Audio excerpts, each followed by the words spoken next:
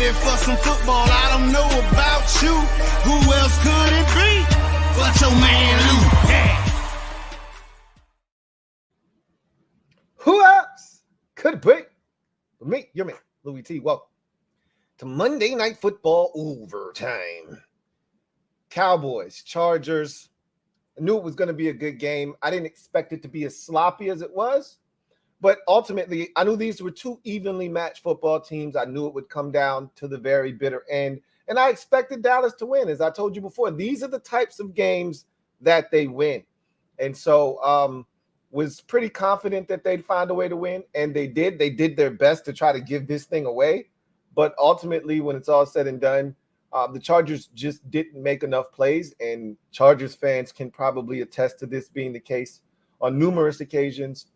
Seems like they saved their worst for last in late game situations, which usually causes a lot of strife amongst Chargers fans.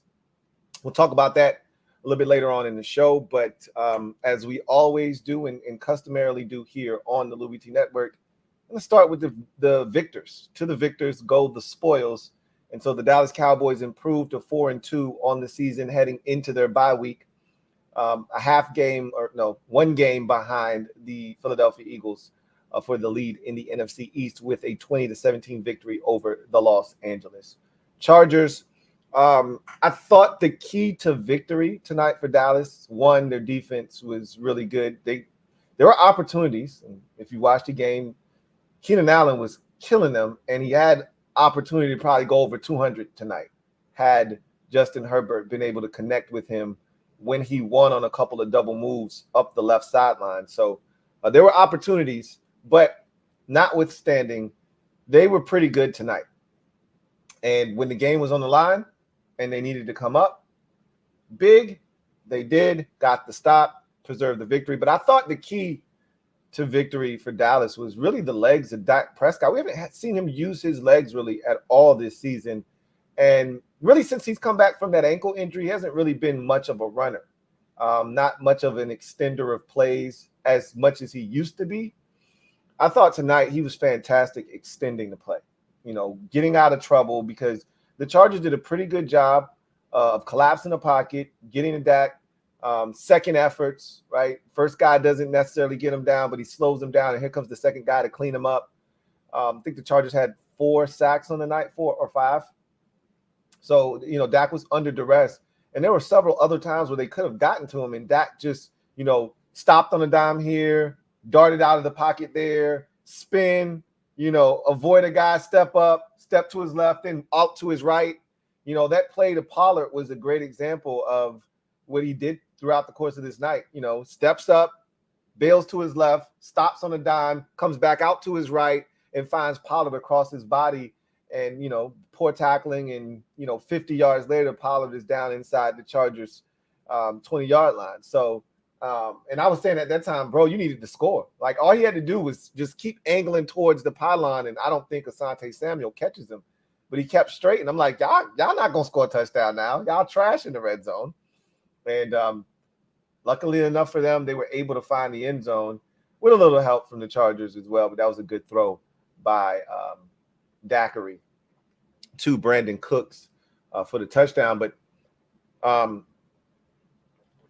between the two teams, how many penalties are we talking about? I mean, it felt like each team had at least 7 apiece. Somebody might have made it up to 8 or 9. And so it was extremely sloppy on both ends. But I thought it was Dak's ability to extend that was the difference, because the Chargers pretty much shut down Tony Pollard in the run game. Now, obviously, he had the big catch and run, but Pollard as a runner was largely ineffective tonight, and it really put the onus on Dak to win them the game. And I thought he made some throws. I thought he made some plays with his legs. CeeDee Lamb seemed to be open for much of the night, and it's tough if you're a Chargers fan, because a lot of CeeDee's catches seem like they came off of, Dak extending the play. And, I mean, how much longer you want the secondary to cover for? So, a great example of that was one of the plays that kept that final drive alive where they got the field goal, where, Dak, again, escapes the pocket, avoids pressure, gets to the outside, and finds CeeDee Lamb coming across the field, and that's tough. He came all the way from the left, all the way across to the right. That takes time, and that's what happened. Dak extended the play, created more time for CD to ultimately beat man-to-man coverage across the field, and it's a big play. So it was Dak's legs, honestly, and he had a rough go of it last week. He bounced back in this game. I still think that this offense that Dallas is deploying right now is suspect as hell, because this is still a team that's struggling to score points in the red zone. Like, if you don't give it up to them outside of the red zone, you don't give up something big and explosive, they're finding it very hard to be consistent when it matters most. You go up and down the field all you like. You can have over 400 yards of total offense, go up and down the field from 20 to 20. If you can't put it in the end zone once you get inside the 20-yard line in that red zone area, it's all for naught. Because as I always say, field goals don't win games, touchdowns do. And that's been their Achilles heel this season. 1 for 5, 1 for 4. You go look at a lot of these games that they haven't won, and you need not go any further than the red zone stat for Dallas a lot of times. I think tonight they probably were, if I had to guess, they were probably 2 or 4 in the red zone. If we can check that out right now.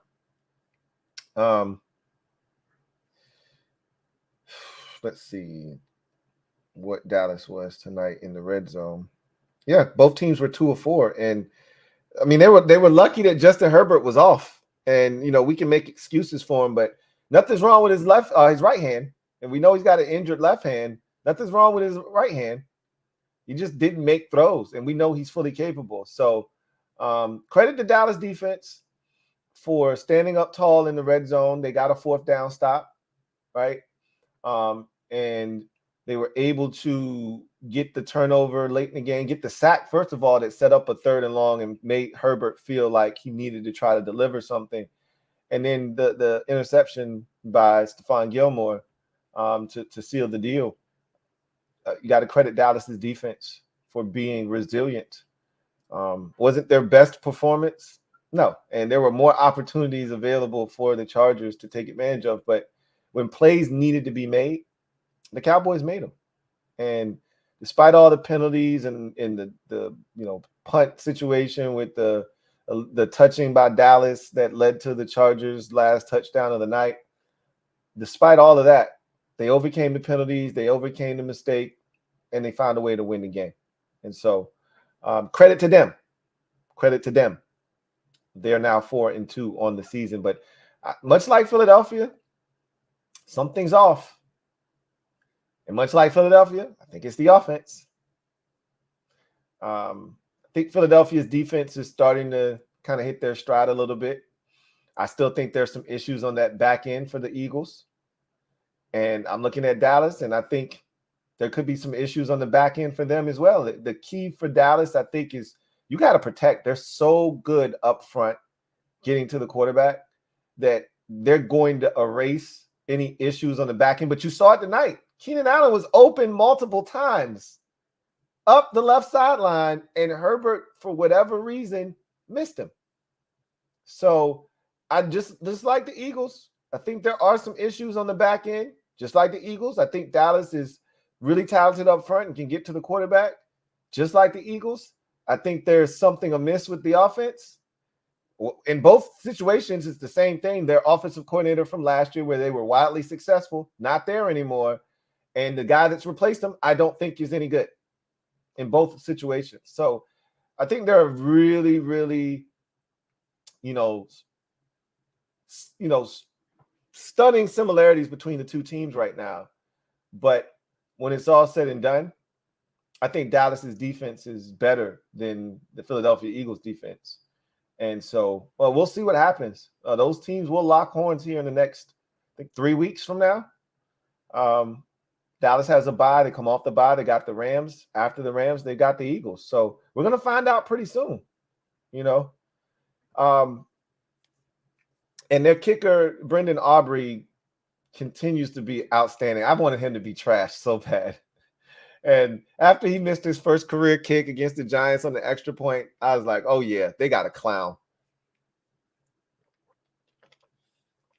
And I couldn't be further from that. Couldn't be further from the truth. And he kicks it so effortlessly, and it doesn't look like he's kicking it hard at all. But it just glides through the net, right down the middle. It seems like every time. And so he kicked the game-winning field goal, and the Cowboys are 4-2. Rebound from an ugly defeat on primetime television a week ago. Meanwhile, if you're the Chargers, this one stings. Much like most Chargers losses, this is what the Chargers do. If you're a Chargers fan, it's gotta be painful. I mean, this is every week. Washington fans complain about being Washington fans and about how much strife they go through. How Washington tries to give them a heart attack every week. I told you, we got nothing on the Chargers, man. We got nothing on the Chargers. They're the absolute worst at this. They had so many opportunities tonight. They had so many penalties tonight. Herbert obviously was compromised, but not to the extent that he couldn't, be a difference maker. He just wasn't sharp tonight for whatever reason. And you got to credit Dallas's defense, because I think some of that pressure, because he was under, even though he wasn't sacked until the final possession of the game, he was under constant pressure throughout the night. That pocket was crumbling around him. He made some really good throws. One in particular to Keenan Allen, as I'm watching the pocket crumble, and I know he got hit. And he stood in there, stood tall, and delivered a dime, right? So the pressure was consistent throughout the night. He just did a really good job of navigating it. Had a batted ball that he went and caught on a third down and ran for a first down. I thought that the run game, because the Chargers aren't a really good run team. They haven't been a good rush offense. They've had moments this season where you go, oh, okay, look at that. But for the most part, they are who they are. I thought the screen game, they started out with a nice screen to Eckler after, and I want to say this real quick before I forget. Poor Josh Palmer. He made like 18 outstanding plays tonight, and like 15 of them were called back. Every time he made a great catch, he had a catch and run for a touchdown, made a guy miss and running down the left sideline for a touchdown, called back. He had this crazy one-hand, catch where he deadens the impact, bats it in the air, and then corrals it, kind of with one hand. Penalty. He makes a great catch over on the right sideline as he's going out of bounds. Penalty. Every time he wanted to celebrate, I think he got to the point where he caught one late in the game, and he didn't even celebrate. He looked in the backfield, saw the flag, and just slammed his hands down on the ground like, this is some bullshit. I don't think enough people know how good he is. Josh Palmer is really good. I mean, he had a really good year last year.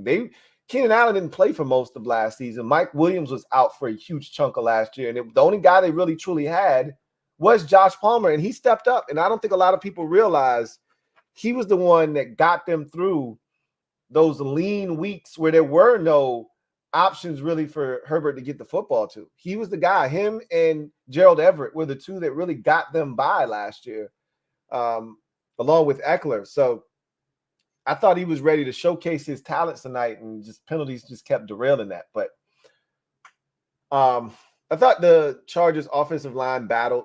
They had several penalties, a bunch of, illegal men downfield. That negated a couple of nice chunk plays for them. Couple of holding penalties. There were a number of mistakes by the Chargers tonight. Misses by Herbert. Normally I'm hypercritical of Brandon Staley. I really don't have any complaints of anything he did tonight. Most teams would have gone for it on that fourth down that he went for it and didn't get it. The only thing you could debate in that particular instance is, you're down 3. Do you really not just want to tie the game up right now? But his defense did what he needed them to do. They forced a punt. They actually got excellent field position. They were right back in Cowboys territory, and they ended up getting the field goal anyway.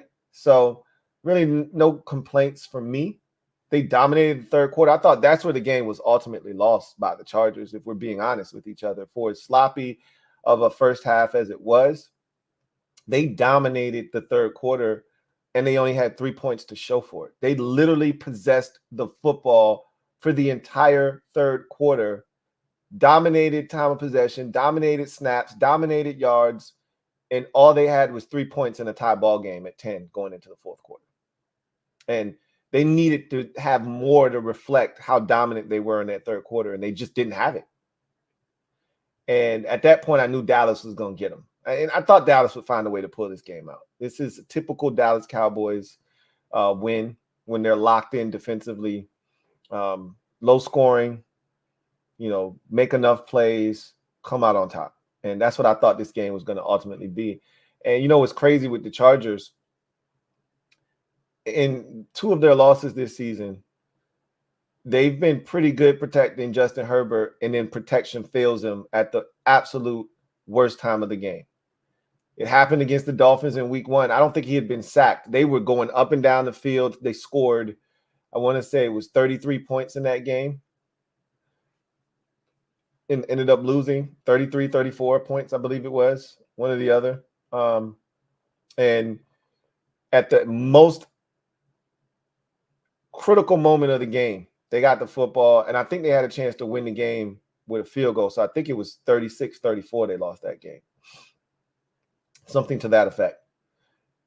They get the football, and I'm thinking Herbert's going to take them down the field because that's what he's been doing all day. And in that moment, the offensive line lost their minds and give up consecutive sacks to end the game. And it couldn't have come at a worse time. And you had to know, right? Who didn't? Who didn't know that when Troy Aikman said, man, Michael Parsons has been really quiet tonight, hasn't had much of an impact.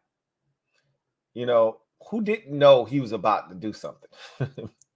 I mean, if that's not on cue, then what is?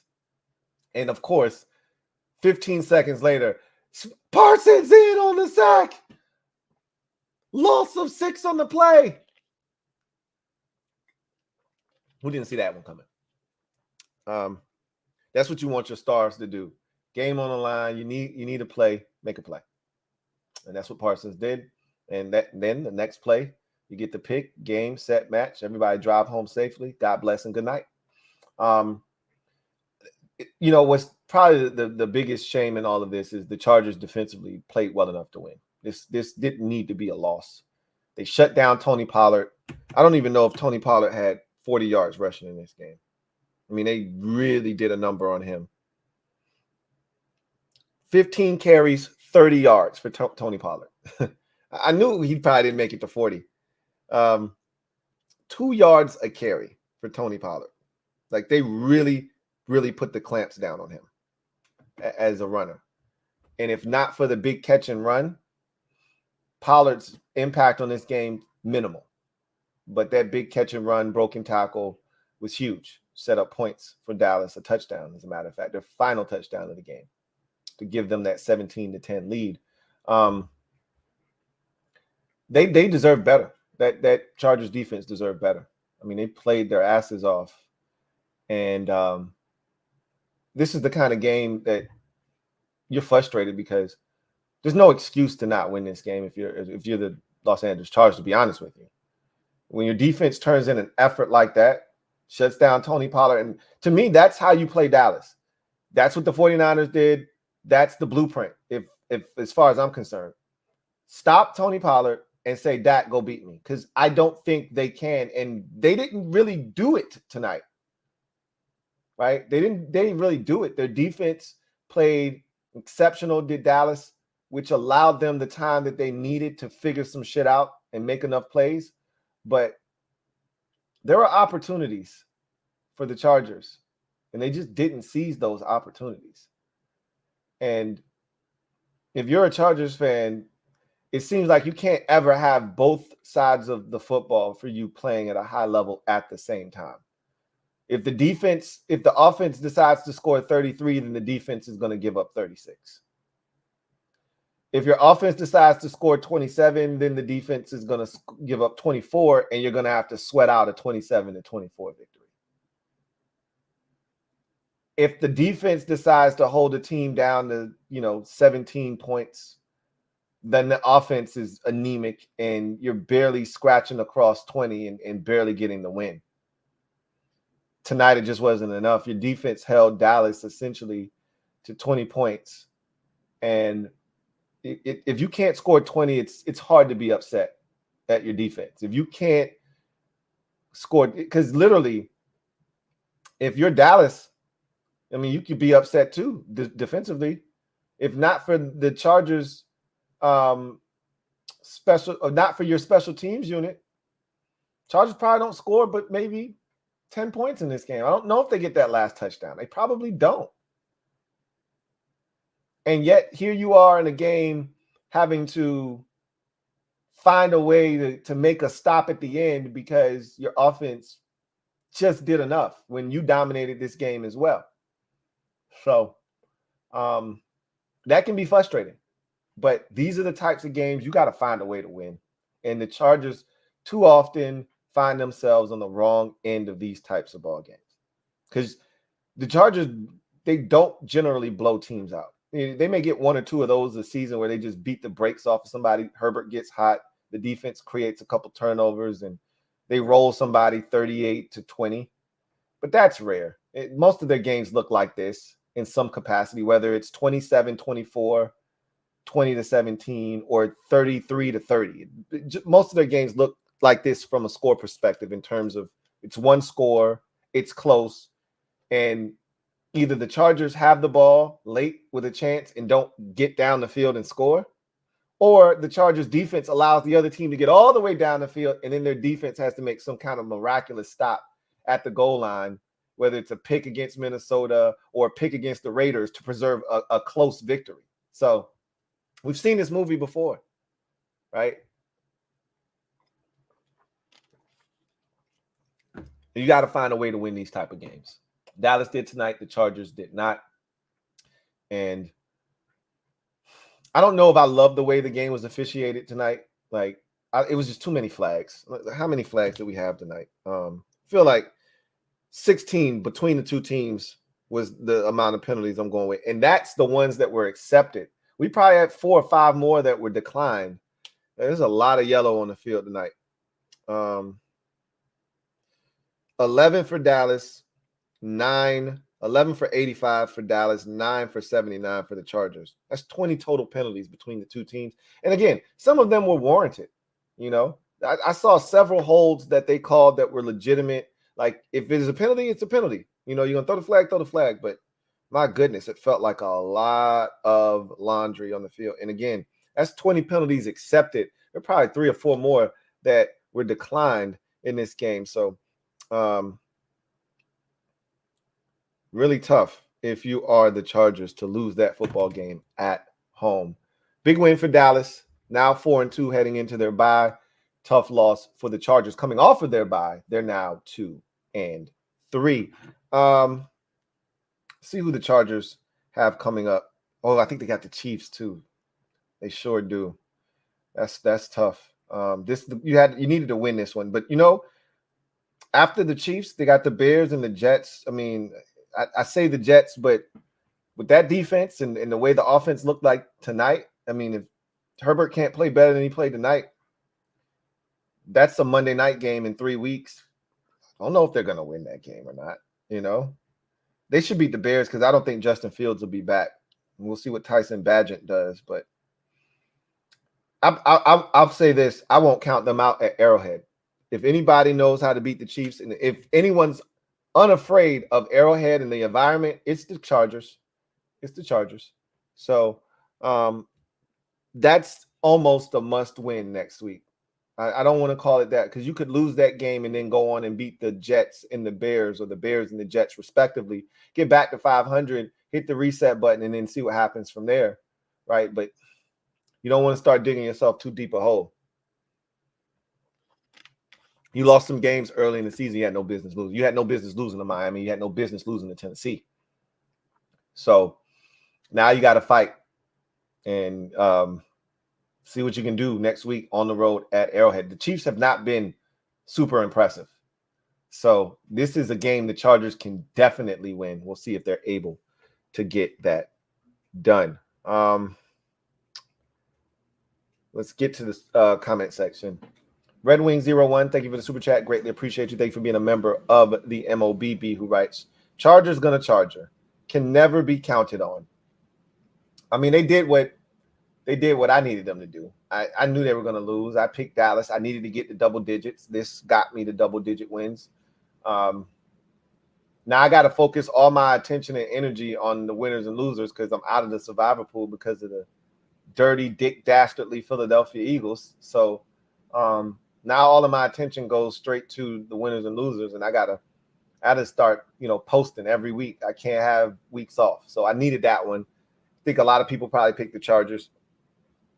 And so after Dallas is showing the week prior, I hope that skewed people's, minds into thinking that Dallas stunk and that they were going to lose.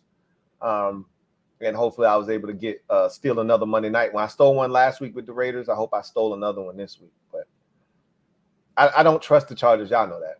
It's hard to trust the Chargers. Andrew Summers, thank you for the super chat. Greatly appreciate you. My guy Andrew writes, unfortunately, Michael Gallup is cooked. Hashtag DC4L. Yeah, I don't think he's ever going to be what he was prior to that. So this is the thing about Michael Gallup.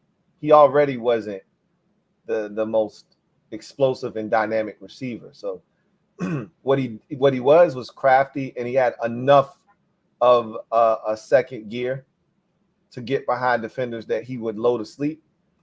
He lost that second gear. There is no second gear now. He's a very monotone runner now.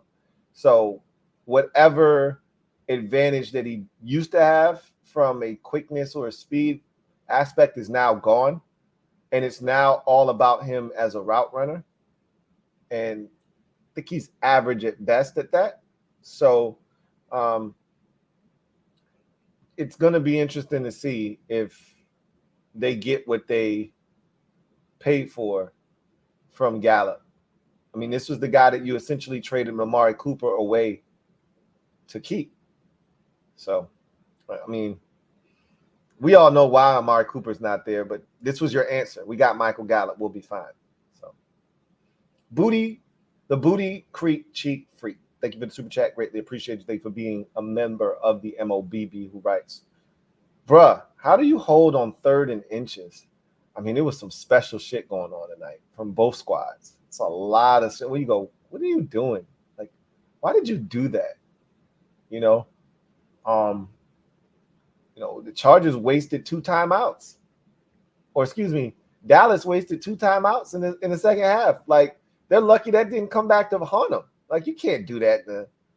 They get a big play to Tony Pollard, and you can't get up to the line of scrimmage and line the hell up, and you got to burn a timeout? Are you kidding me? Like, it was the Chargers used the timeout, but I get it. That was the biggest play of the game for them. It's 17-10. If you don't get this 4th down, you're probably not going to get another shot. If Dallas is able to get this stop or get that stop and get 3 first downs and flip the field back, you're not getting back down there again. You struggled all night. The only reason you were down there in the first place is because Dallas's special teams made a boo-boo. So I don't have any issues with them calling a timeout and making sure that everybody's on the same page and they get the best possible call they can get to try to get in the end zone, and they did. But it was some sloppy shit going on both sides. Both sides. Video channel. Thank you for the super chat. Greatly appreciate you. Thank you for being a member of the MOBB, who writes, "Sup, Lou? Sup, video channel? Mike McCarthy is bad. A $400 BBL cheeks. That first half clock management was egregious. How do you not take a shot into the end zone with 8 seconds left? You got 2 times. First of all, you had 2 timeouts. There was a catch right by the sidelines, but they said that, I think it was Tony Pollard. They said that his forward progress was stopped and that he wasn't out of bounds, right? Like, You got to be going forward out of bounds. You can't be going backwards out of bounds anymore. They changed that rule last year.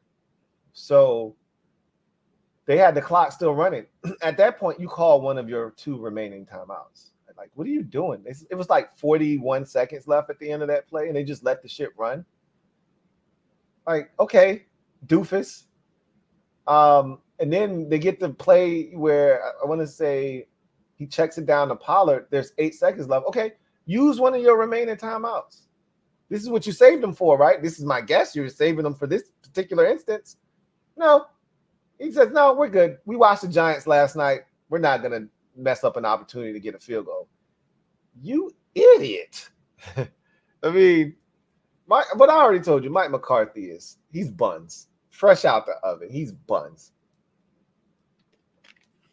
I'm glad he's taking over play calling. Because anybody with a set of eyeballs can see that this offense is not better than the one they had last year. And we listen to Law all the time talk about how bad Kellen Moore was. Okay. I can't tell. Because I was much more afraid of a Kellen Moore-led Dallas Cowboys offense than I am a Mike McCarthy-led Dallas Cowboys offense. That's for damn sure. I got no issues feeling like we can go into Dallas on Thanksgiving and win. Obviously that's a long time away from now. Things can change. But if all things are equal, I feel really confident about our ability to go in there and beat them because they're not going to score a lot of points. Lest we, give up big plays and allow stupid shit to happen, and that's very possible. But no one is watching this Dallas Cowboys offense right now and shaking. You watch their defense, and you go, man, if we're not on our A game, they can wreck some shit. But nobody's watching their offense and saying that. Last year, we would watch their offense, and even though Dak was throwing picks and doing stupid shit, you can still get 40 on your skull if you ain't careful. They're not scoring 40 on nobody with just the offense going out and stroking it. Pause. Jerry couldn't have gotten a better man for the job. He's the perfect coach. And I hope that at some point, Dan Quinn is offered a job he cannot refuse and gets the hell out of Dallas. That's the only thing holding them together right now. I swear to you. You take Dan Quinn off that staff right now, and you just give them a basic-ass defensive coordinator, and Dallas is probably 2-4 right now, not 4-2. But that's the power of Dan Quinn, man. They believe in him. He's got guys flying around, and he's going to give them a shot most weeks. That defense is going to give him a shot most weeks. John Cedillo, thank you for the super chat. Greatly appreciate you. Thank you for being a member of the MOBB who writes, "Sup, Lou? Sup, John? Glad for the win, but still not impressed. I mean, look, you take them any way you can get them.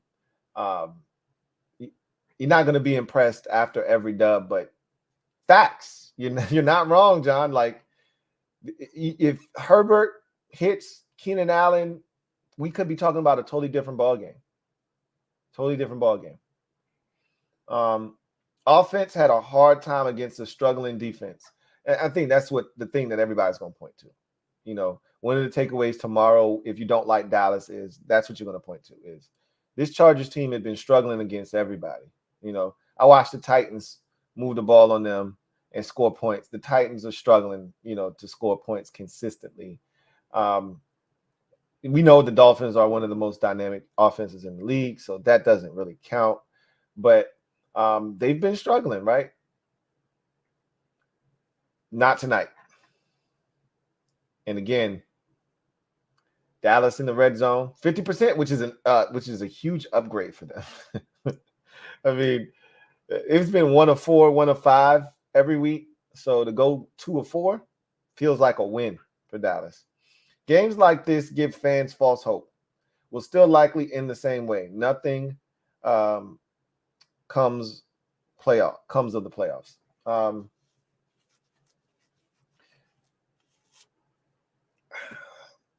Well, it doesn't take much to incite hope in Cowboys fans.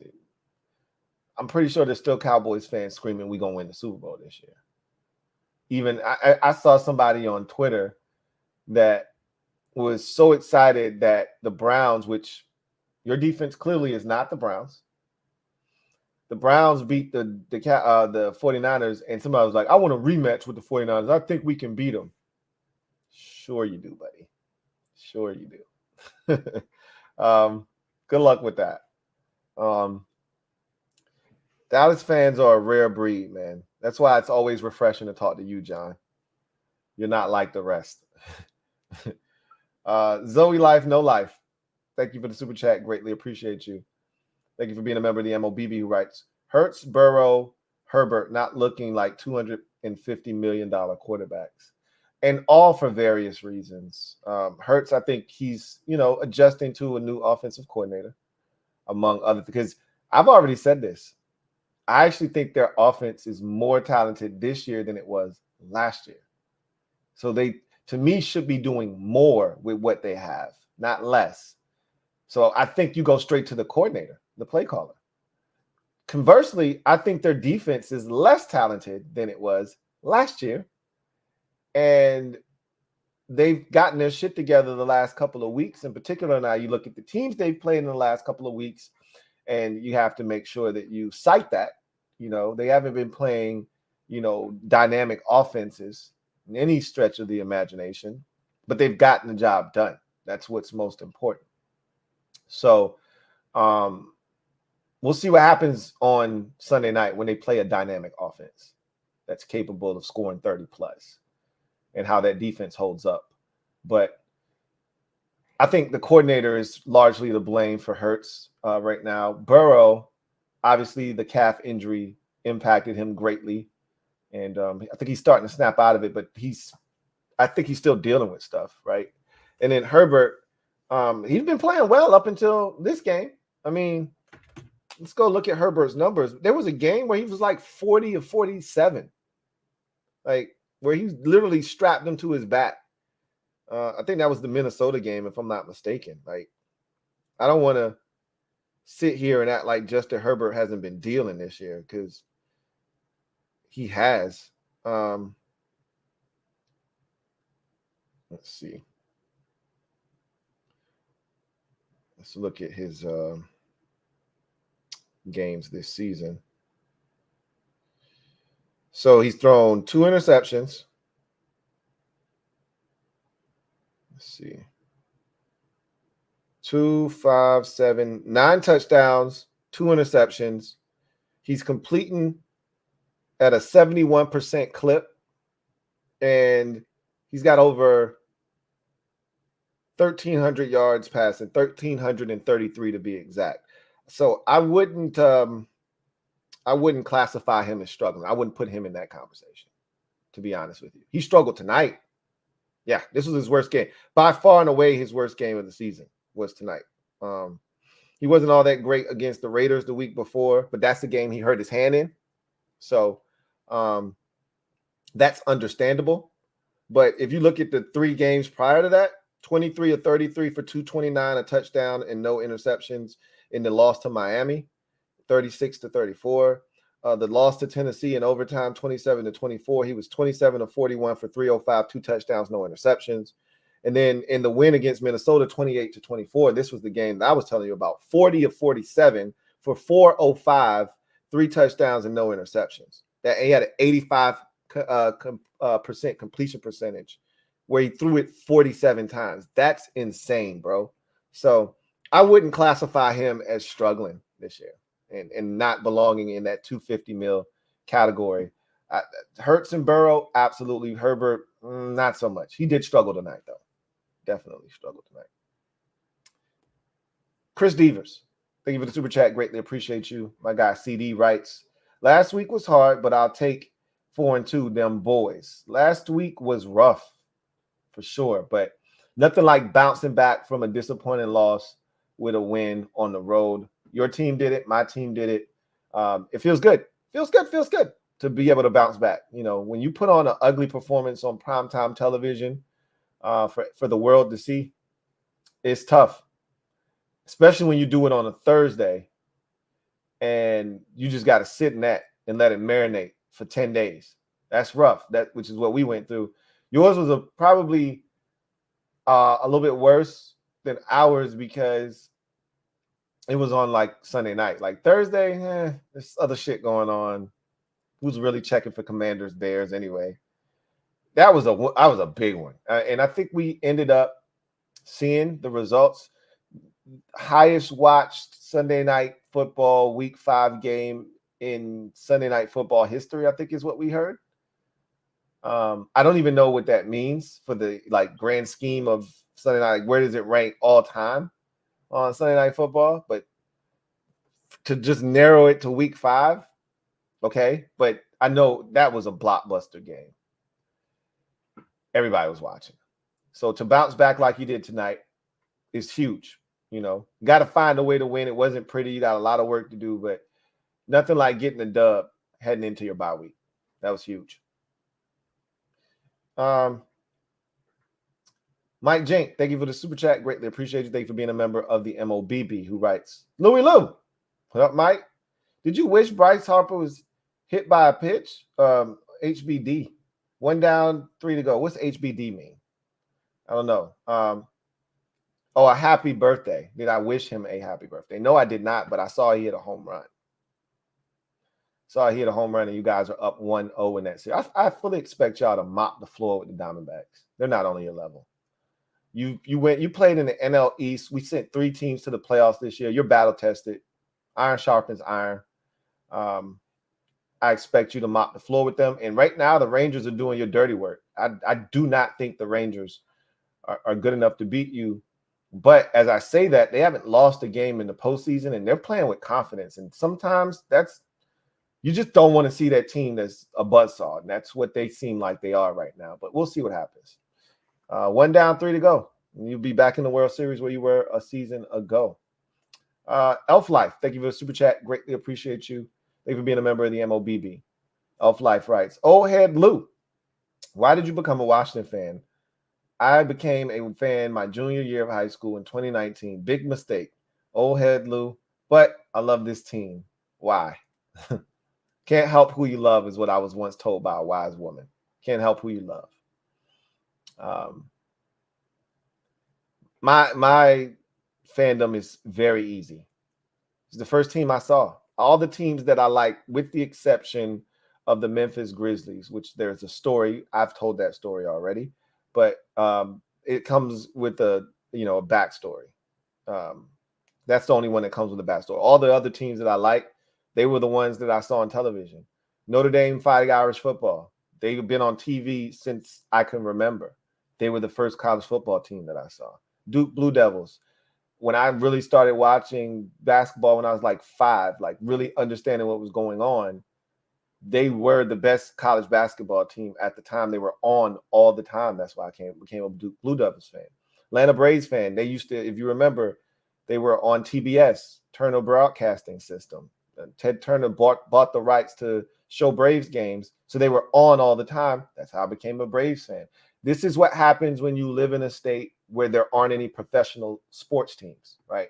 Because if you live in Pennsylvania, you got options, right? You got all these different college football teams. You got a professional team in every single sport: basketball, baseball, football, hockey. So you can latch on.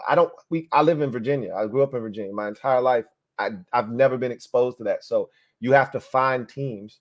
Obviously, Washington is the local team for anybody that lives in Virginia. They were on all the time, and hence I'm a Redskins fan or Commanders fan.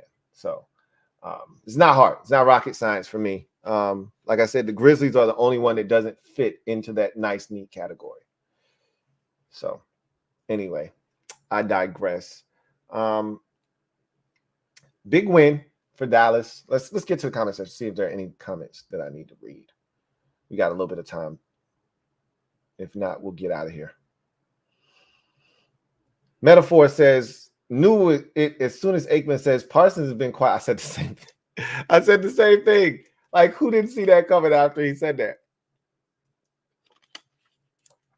Who didn't know that was coming? That's crazy that we were thinking alike in that situation. Like, it's almost like when a kicker's perfect on the season and they hit him with the kibosh, you know something's coming, you feel like. Rich says, I know Herbert was hurt, but this shit I saw tonight was unacceptable. He wasn't at his best tonight. unacceptable is a strong word. But he wasn't sharp tonight at all. If I were a Chargers fan, I would have been disappointed, but I wouldn't be super hot with Justin because he's carried them for far too long, you know. So when you get a night off like this, it's rough because the defense showed up. But that's the story of being a Chargers fan. Generally, you don't get everything playing well at once. Special teams gave you a big return early in the game. Defense was outstanding. You get have the turnover by the Cowboys special teams. So your special teams was huge. Your defense was huge. And your offense wasn't good enough. That's generally how the Chargers operate.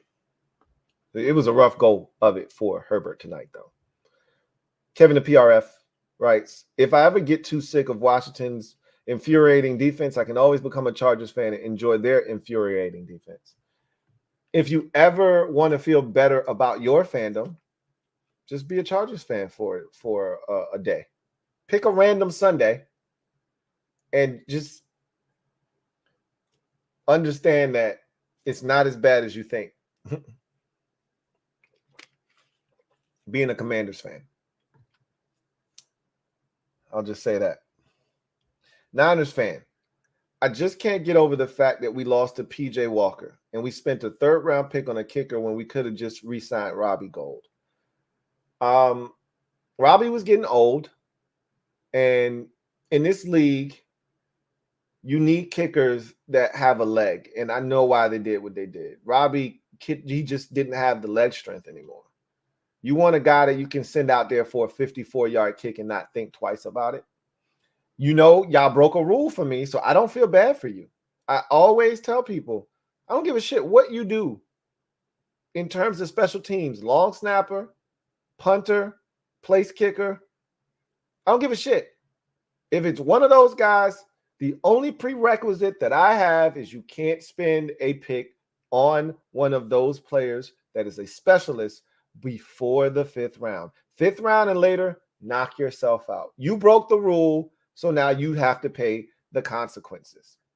When you do shit like the Bucs did with Roberto Aguayo, these are the results. The Browns had to move on from the kid that they drafted in the 3rd round out of LSU, Cade York. He's no longer a Brown, okay? When you break rules, there are consequences, okay? I'm not telling you that Jake Moody's going to be out of the league in 2-3 years like Cade York is right now. But what I'm telling you is you're going to pay for that shit, and that's strike one right there, okay? You may have 1 or 2 more strikes coming your way, bro. We don't break rules around here. And look, don't be mad at me. I'm just a messenger, okay? Got to make that kick. You can't lose that game in that fashion. Got to make that kick. But I know why they did what they did. I just follow the rules, man. Just follow the rules. That's it. Let's see. Old Head Lou, how do you feel about the new Monday Night opening song? Personally, I love it. I mean, it's not really new. They just remixed it. So it's dope. I like it. I like it too. I got no issues with it. Big Money Sonny. Been a member for 25 months.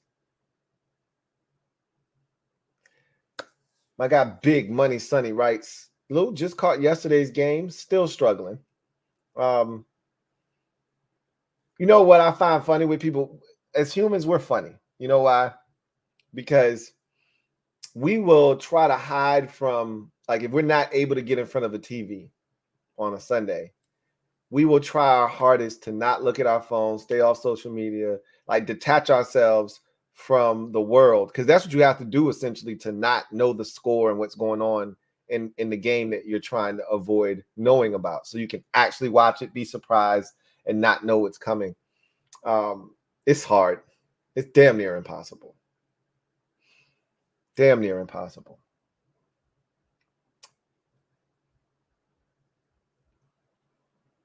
I'm not saying that's what you did, but I'm assuming you tried to do that. That's my guess. Anyway, Let's see.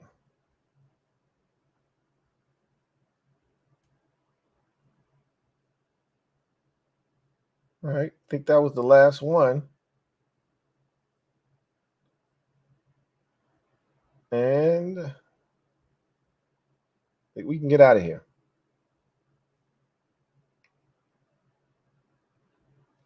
Abel Ambrosio writes, don't you love that Sam is leading in passing yards in the division, NHO? I think he's leading in passing yards and touchdowns. I'd have to check back on that, but I think his 9 touchdowns lead the division as well. I mean, I'd be lying to you if I said I was surprised. I'm not surprised by any of that. I already told y'all before the season started, he wasn't going to be last. I didn't tell you where he was going to be. I just told you he wasn't going to be the last quarterback in the division. And he's only going to continue to ascend in this division as he continues to get reps under his belt and, you know, continues to get comfortable. Here's the problem.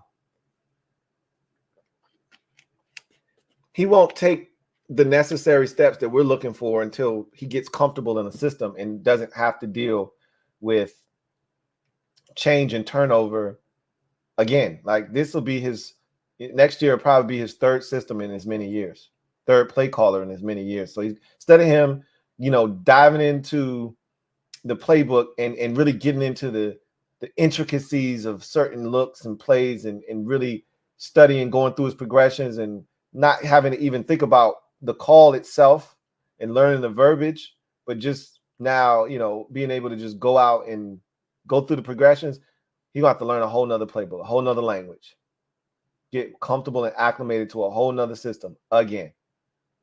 And so that stunts your growth.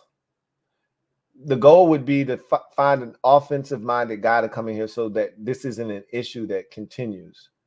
Find an offensive coach that you can marry with Sam for the next 15 years, a la Sean Payton and Drew Brees, and let's keep it pushing. That's what you're looking to do.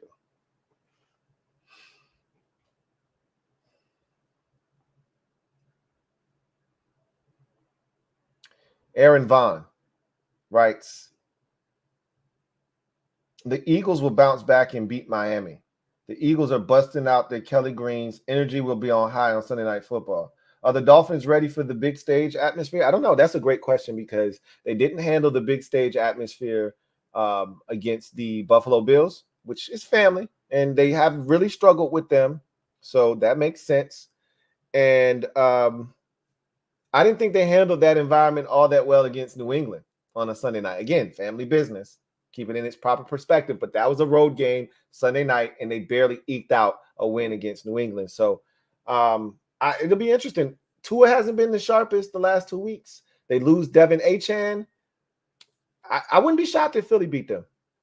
I would not be shocked in the least if Philly beat them. I'm not expecting Philly to beat them, but I wouldn't be shocked by it. It's going to be a good game. And if Philadelphia wins, I wouldn't be shocked. Not in the least. Chris Devers, thank you for the super chat. Greatly appreciate you. Double up.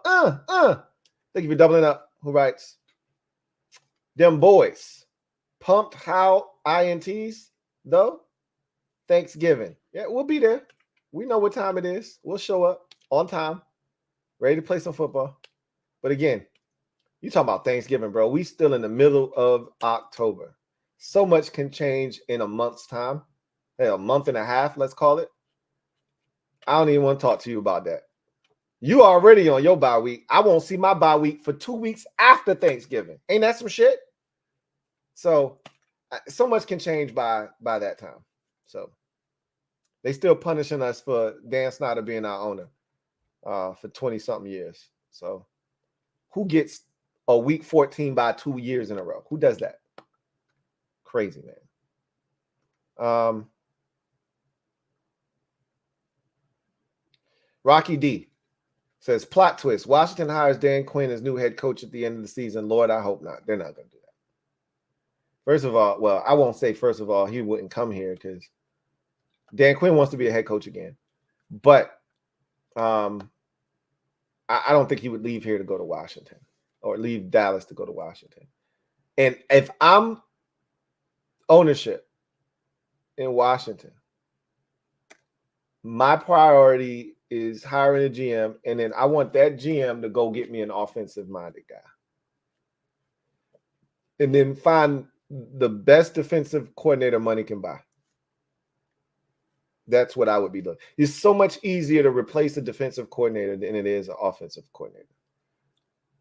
Just find the right guy to nurture Sam Howell and put him in positions to succeed.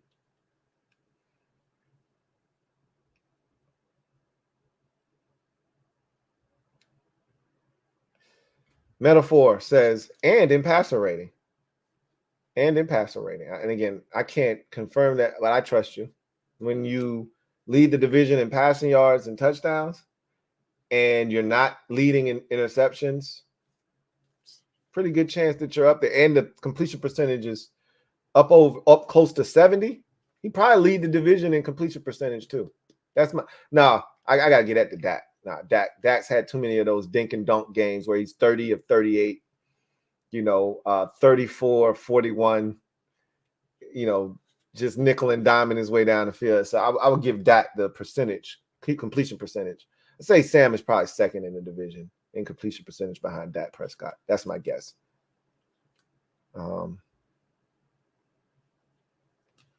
Anyway, I digress. That's it. I appreciate y'all chopping it up with the kid.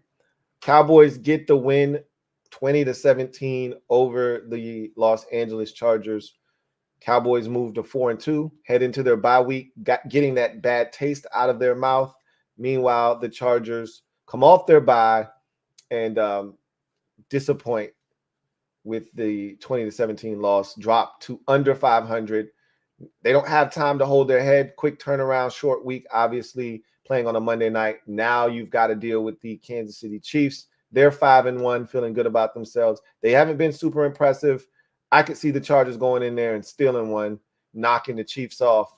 But they're going to have to play better offensively than they did tonight if they're going to get that done. If they bring this same defensive effort, however, they will have a shot to beat Kansas City. Bring the same defensive effort, slightly better offensive production, and you'll beat Kansas City, I believe. You bring the same offensive production, same defense, you're going to get the same result. Kansas City will find enough points to beat you. So we'll see what they're able to do. Anyway, got a super chat on the way out from Barry Curtis. Thank you for the super chat. Greatly appreciate you. Barry Curtis writes, crazy how we start sending pressure and magically start getting turnovers. The turnover problem might just be a Jack thing. I keep telling y'all that I'm not telling Jack to send the kitchen sink every single time we get to a third down. But you pick your spots and you send pressure. And especially when you get young quarterbacks who the league is still trying to figure out how they handle pressure, you gotta make sure that they like, I would do that to Sam. I expect Wink Martindale to send the kitchen sink this next week against the Giants. Like, we're going to find out how good Sam is against pressure. Because I still don't know if he's all that damn good against it or not. The Falcons pressured him, and he carved their ass up, but their pressure ain't Wink Martindale pressure. It's two different types of pressure. So I'm anxious to see Sam in that environment, on the road against a Giants team that's going to blitz the draws off of him and make him prove he can handle pressure. Same with the offensive line. And we'll see if he's able to thrive and flourish in that environment or if he wilts under that pressure. But as far as I'm concerned, you playing a Justin Fields, you playing a Desmond Ridder, I'm coming after their ass. Tyrod Taylor, I'd come after him too. Daniel Jones, don't matter. Whomever's starting for the Giants, I'm coming after their ass. You got to be smart if you're coming off after Tyrod, and Daniel Jones. Because if they get away, it could be trouble, but I'm coming after their ass and heating them up and see. Tyrod, I feel like he might be able to. He's the vet. He can handle that shit. And you're not going to phase him with a little pressure. But Daniel Jones, I would heat his monkey ass up so quick. And a lot of these teams, I would. Certain teams, I'd be a little bit more cautious. Like Dallas, I don't know if I want to do that with Cooks and, CeeDee Lamb and guys like that could, hurt you in some one-on-one situations. You got to pick your spots. I wouldn't be afraid to blitz like at all, but it wouldn't be as much as I'm playing against like Desmond Ridder. Like we saw Jack was pretty aggressive. That's aggressive for Jack. He probably blitzed. And, it's funny because Jack's gotten this rep around the league because we play that Cinco package and you rush 5 guys. That's technically a blitz. He's gotten these cred, this cred out in the streets like he's a blitzing coordinator. Yeah, right. Jack ain't dialing up no shit. They've been giving him way too much credit for being an aggressive coordinator. He ain't no damn aggressive coordinator. That shit we saw on Sunday was aggressive. That was really aggressive for Jack. We'll see. You're not always going to blitz your way to turnovers. Desmond Ridder had opportunities. Okay? You're not going to just blitz your way and all of a sudden turnovers just going to start raining down. That's not going to solve everything. But I've always said a timely blitz will definitely speed up a quarterback's clock. And when that shit happens, we saw what happened when Hurts got his shit sped up against the Jets. Throwing off his back foot right to a Jet defender. Don't know what the hell he was looking at. That's what happens when your shit gets sped up. So I take my chances, man. Just pick your spots, but I'll take my chances. Anyway, I digress. That's going to do it for me, your man Louie T, here on Monday Night Football Overtime. Cowboys get the win 20-17 and move to 4-2 on the season. Meanwhile, the Chargers drop to 2-3 and will take on the 5-1 Kansas City Chiefs next week at Arrowhead, looking to bounce back. Cowboys head into their bye week. So that's going to do it for me, your man Louie T. Thank you guys for joining me. Look forward to chopping it up with you guys tomorrow. Louie T Network podcast. If you're a Commanders fan, see you for CNN tomorrow, among other things. You guys take care. Have a good one. God bless and good night.